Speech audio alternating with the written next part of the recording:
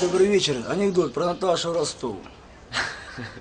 Наташа Ростова с мамой в карете мчат на бал.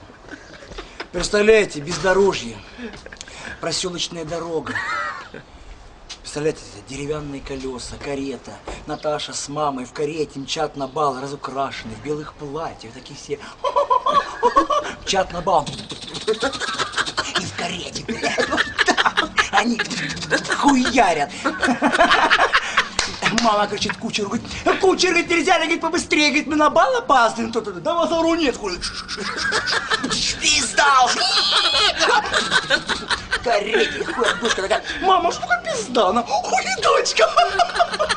Как тебе объяснить? А сама была дура старая, пизданула на свою голову, надо съезжать, нахуй, ебаный рот. Дочь, наверное, так лошадь зовут, нахуй. Ну все, съехала, они успели на банкет, танцуют с помощью Кружевских на балу, такая.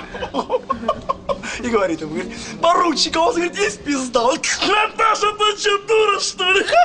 Конечно же нет. Да вы что? У вас не пизды? А у меня, говорит, есть он, да ну нахуй, да, да.